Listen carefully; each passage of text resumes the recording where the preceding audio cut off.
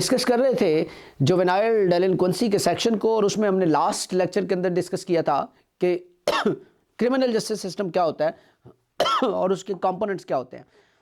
अभी हम देखेंगे कि जुवेनाइल जस्टिस सिस्टम क्या होता है और वो किस तरह से काम करता है। सबसे पहली बात तो ये है, जैसे मैंने क्रिमिनल जस्टिस सिस्टम के अंदर कहा कि जो उसका अल्टीमेट ऑब्जेक्टिव है क्रिमिनल जस्टिस सिस्टम का, वो होता है पनिशमेंट। जुवेनाइल जस्टिस सिस्टम का अल्टीमेट ऑब्जेक्टिव जो होता है वो होता है रिहेबिलिटेशन। जुवेनाइल जस्टिस सिस्टम का अल्टीमेट ऑब्जेक्टिव जो होता है वो रिहेबिलिटेशन होता है। जुवेनाइल क्रिमिनल जस्टिस सिस्टम की मौजूदगी में जुवेनाइल जस्टिस सिस्टम की ज़रूरत क्यों पेश आई? इसलिए कि Pakistan is the signatory member of the convention of the child rights of UN, और उसके अंदर ये लिखा हुआ है कि आप जो है वो जुवेनाइल के राइट्स को, बच्चों के राइट्स को आप प्रोटेक्ट करेंगे। इसलिए पाकिस्तान के अंदर पहली दफ़ा जुवेनाइल जस्टिस सिस्टम ऑर्डिनेंस 2000 जो है वो इंट्रोड्यूस हुआ। अच्छा, इसके अंदर जो है वो इसकी ज़रूरत क्यों पेश आई? इसकी ज़रूरत एक रीज़न ये है कि क्रिमिनल जस्टिस सिस्टम की प्रोसीडिंग्स बड़ी डिफ़िकल्ट होती हैं, केसेस बहुत ज़्यादा होते हैं, जजेस बहुत थोड़े होते हैं, तो वो उसके ऊपर टाइम बहुत लगता है, डेट्स बहुत मिलती हैं सालों सालों की डेट्स मिलती हैं। अगर बच्चे के उसको लाइफ को सामने रखा जाए तो फिर डेट्स दी जाएं तो बच्चे की पर्सनालिटी डैमेज हो जाती है, तो वो बच्चा रहता नहीं है। इसलिए जुवेनाइल जस्टिस सिस्टम इंट्रोड्यूस करवाया गया ताकि एफिशिएंटली और इफेक्टिवली बच्चे को जस्टिस प्रोवाइड किया जा सके और बच्चे को क्रिमिनल जस्टिस सिस्टम की हार्डशिप्स, डिफिकल्टीज और एडवर्सिटीज से बचाया जा सके। और इसका जो एक अल्टीमेट और गोल है वो ये है कि बच्चे के राइट्स को प्रमोट किया जा सके और प्रोटेक्ट किया जा सके। पाकिस्तान के अंदर जो है वो जो जुवेनाइल जस्टिस सिस्टम ऑर्डिनेंस 2000 आया, उसके बाद पाकिस्तान के अंदर इस ऑर्डिनेंस को रिप्लेस किया गया 2018 के अंदर with the name of juvenile justice system act 2018। Act की ज़रूरत क्यों पेश आई पाकिस्तान को?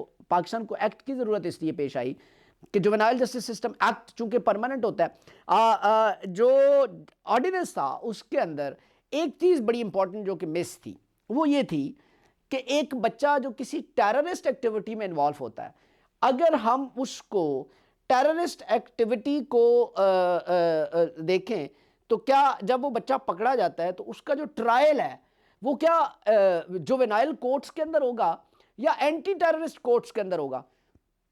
तो इसलिए 2018 का एक्ट जो है वो इंट्रोड्यूस हुआ और जिसके अंदर ये बाकायदा तौर पे लिखा गया जुवेनाइल जस्टिस सिस्टम एक्ट 2018 के अंदर कि अगर कोई बच्चा टेररिस्ट एक्टिविटी के अंदर इन्वॉल्व होगा तो उस बच्चे के ऊपर जो है वो जो केस का उसका ट्रायल होगा वो एंटी टेररिस्ट कोर्ट्स के अंदर चलेगा।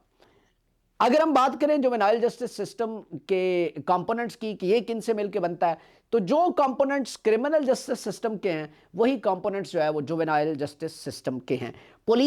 पुलिस का रोल वहां पे थोड़ा सा डिफरेंट है, यहाँ पे रोल डिफरेंट है जुवेनाइल जस्टिस सिस्टम के मुताबिक। सेफ्टी, सिक्योरिटी, प्रोटेक्शन तो पुलिस का रोल है, लेकिन बच्चों को ट्रेनिंग के हवाले से, लॉस की अवेयरनेस के हवाले से, क्राइम की अवेयरनेस के हवाले से भी पुलिस का रोल जुवेनाइल जस्टिस सिस्टम के अंदर है।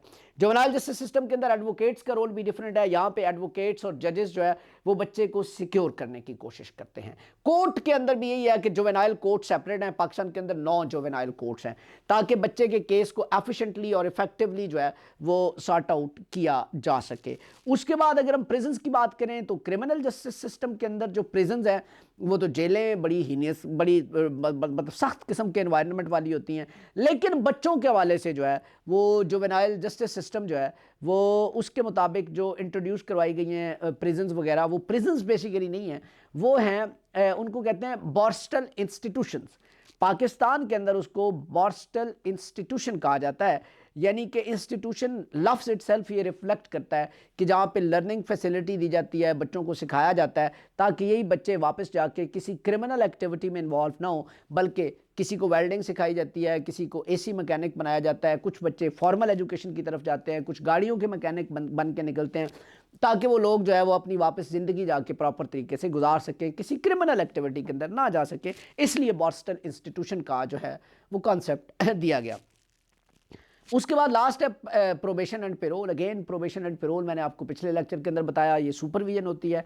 बच्चे को जब आप रिलीज़ करते हैं तो बच्चों की भी सुपरविजन जो है वो उसी तरह से की जाती है जिस तरह से कि क्रिमिनल की सुपरविजन की जाती है। अगर हम जुवेनाइल जस्टिस सिस्टम और क्रिमिनल जस्टिस सिस्टम की बात करें तो इसके कंपोनेंट्स सेम है, कंपोनेंट्स के नाम सेम है, कंपोनेंट्स के रोल का फ़र्क है। जो पुलिस का रोल क्रिमिनल जस्टिस सिस्टम में डिफरेंट है और जो आपका जुवेनाइल जस्टिस सिस्टम है इसमें डिफरेंट है, और सारे कंपोनेंट्स का रोल जो है वो डिफरेंट है दोनों के अंदर, क्रिमिनल जस्टिस सिस्टम में भी और जुवेनाइल जस्टिस सिस्टम में भी। इसमें एक चीज़ आती है जी, पाकिस्तान के अंदर जो फॉर्मल और इनफॉर्मल एजेंसीज़ हैं जस्टिस सिस्टम की, वो कौन कौन सी हैं? फॉर्मल एजेंसीज़ के अंदर तो ये सारे के सारे कंपोनेंट्स जो होते हैं ना, जिसमें कोर्ट्स, जजेस, आपके वकला, आपकी पुलिस, ठीक है, आपके प्रिजन्स, ये फॉर्मल एजेंसीज़ हैं जस्टिस सिस्टम की। और इनफॉर्मल एजेंसीज़ के अंदर कम्युनिटी बेस्ड एजेंसीज़ होती हैं, जिरगा, पंचायत वगैरह होती है, ठीक है। तो इस तरह की जो इनफॉर्मल एजेंसीज होती हैं वो, या पॉलिटिकल लोग जो इन्फ्लुएंस रखते हैं, वो भी एक एजेंसी है, इनफॉर्मल एजेंसी है जस्टिस सिस्टम की।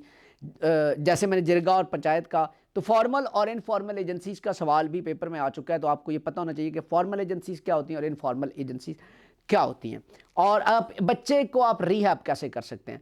एक चीज़ याद रखिएगा कि बच्चे की रिहेबिलिटेशन के लिए सबसे इंपॉर्टेंट चीज़ ये होती है कि आप स्ट्रक्चरल और एडमिनिस्ट्रेटिव रिफॉर्म्स लेके आएँ।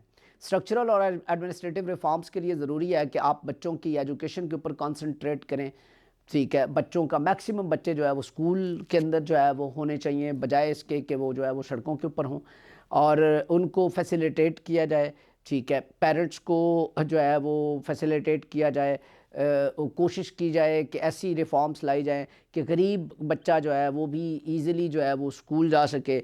अच्छा, बच्चों को बच्चों की ट्रेनिंग होनी चाहिए। मीडिया एक बहुत अच्छा इन्फ्लुएंसर हो सकता है, सोशल मीडिया बहुत अच्छा इन्फ्लुएंसर हो सकता है, सोसाइटी बहुत अच्छी इन्फ्लुएंसर हो सकती है। बच्चों की ब्रेन थेरेपी होनी चाहिए, मेंटल थेरेपी होनी चाहिए, साइकोलॉजिकल डेवलपमेंट के लिए ये ज़रूरी होता है। और पॉजिटिव जो अप्रोच होती है वो सिखाई जाए। फैमिलीज़ अपना रोल जो है वो बाकायदा तौर पे प्ले कर सकती हैं बच्चों की नर्चरिंग के अंदर, पेरेंट्स रोल प्ले कर सकते हैं, सोसाइटी रोल प्ले कर सकती है, कम्युनिटी रोल प्ले कर सकती है।